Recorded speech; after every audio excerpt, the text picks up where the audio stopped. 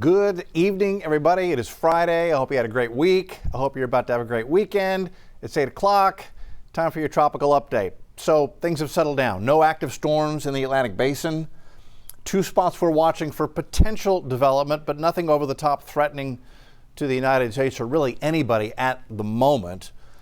Wave about to come off the west coast of Africa actually has come off, and it will be another day or two before it gets in here, and then it will have a 50-50 chance for development, says the Hurricane Center. Models do develop something here, at least the American model does. We'll look at the American and the Euro in just a minute. And then this spot now over the Bahamas. So if you remember yesterday, this extended into the Northeast Gulf for a 10% chance for development. They've taken the Gulf off the board and just kind of put a potential development here over the Bahamas or maybe South Florida. That looks unlikely to develop. I'll show you why. Upper level winds are not favorable here. In fact, just a quick cursory view of the infrared satellite, and you can see, look at the clouds all moving that way. So the storm's being sheared right now even before it can get going. We'll look, take a closer look at that in just a minute. So 9 storms so far this season. Forecast is 16 from the Colorado State University folks. Next name on the list is Jerry. Let's see, we've got Jerry, Karen, Lorenzo, Melissa, Nestor, Olga, Pablo to get to 16 named storms, which again is what CSU was thinking we might do this season. Sea surface temps still plenty warm. Anything above 80 is good to go for tropical development, so we're in the mid to upper 80s, even 90 now showing up on the surface in the western Caribbean. Had a ton of sunshine down here the past couple of days, and they're getting warm out there. So big picture, tropical waves, we have 1, 2, 3 of them. The first 2 are showing absolutely no signs of development and not expected to. And hold on a second, let's go back to that. It's going to be this tropical wave coming off the west coast of Africa right now. There it is. It's now emerged. Officially, they're tracking a disturbance as of right here. Extremely disorganized. Nothing's getting together here right now. But as that moves west, that's the one that will have a chance to develop in the open Atlantic over the next 7 days. So we'll watch that, but that's way out there, thousands of miles away. Closer to home, little disturbance here. What we actually have is there's the remnants of an old frontal boundary out here, and right on that little boundary, a little area of low pressure is trying to form. And that's quite common this time of the year to get a boundary, low pressure forms, and you get a tropical system forming on that. What's happening right now, though, and you can see this better on the enhanced infrared, is that look at the wind shear. So shear is cutting across that storm at the mid to upper levels. In fact, this is the flow between 18 and 30,000 feet. Just a bunch of shear across the entire Gulf of Mexico and right across this little spot that's trying to form here. So that, for the moment, is absolutely keeping anything from developing. You've got to have lighter winds. You'd have to be like underneath this spot right here would be a good spot for development, but there's nothing there. The system is here. Shear is ripping it apart. It likely is going to keep anything from forming over the Gulf or the Bahamas over the next day or two. Wind shear creates hostile environment for development.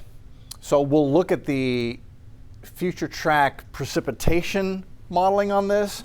There isn't any cutoff low that's happening. The models just don't show any development.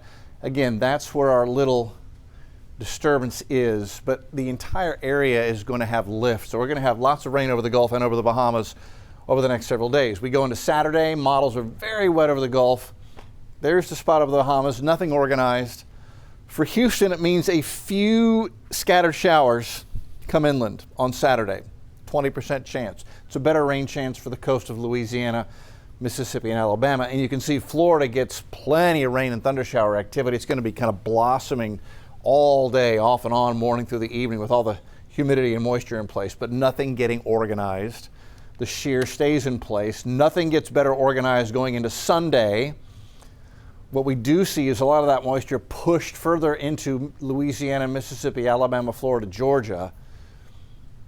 Not much getting to Texas on Sunday. I bumped the rain chance to 30% for Sunday just because I see overall everything coming further inland, but the modeling not showing much for Houston on Sunday.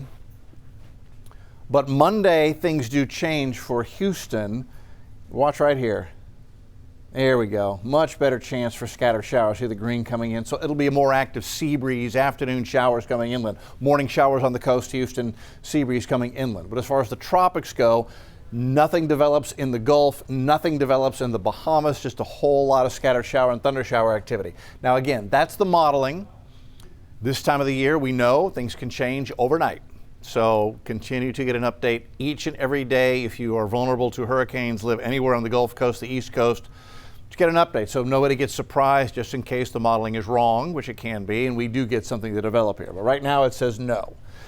And this is the Euro, the GFS and the AI both are saying no development here. So this is, I'm not just showing this to you in a vacuum. There's other sources saying no development here.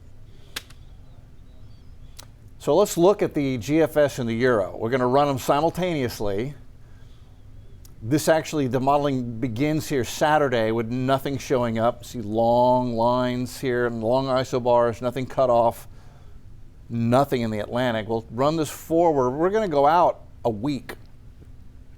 And by the time we get to Friday, the American develops a hurricane to the north and east of the Lesser and Greater Antilles. Notice it does not develop anything here. The Euro in black does not develop a hurricane. It doesn't develop that wave at all.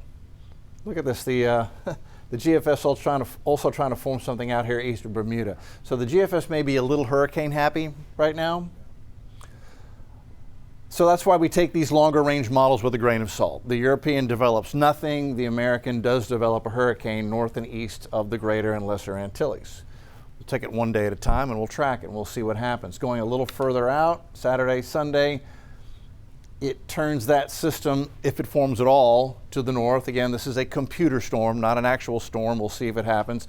Euro tries to get involved with a couple of little lows here, but I think it's just getting some feedback that far out in time. That's 10 days out. That's a long way out. It does not form anything of substance in the Carib or the Gulf, either model, through October 14th. So that is where we stand with long-range computer modeling.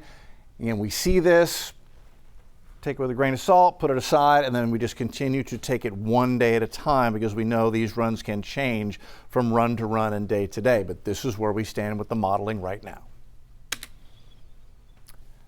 Houston, 20% chance for a scattered shower on Saturday, 90.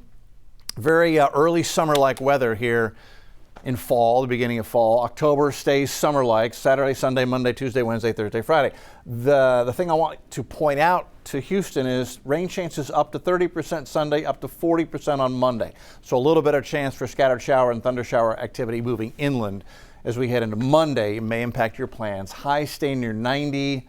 Don't see any significant change in our sensible weather for the next 7 days. Our next live broadcast on KHOU 11 News at 10 o'clock. Jason and Mia and Len and myself will see you then.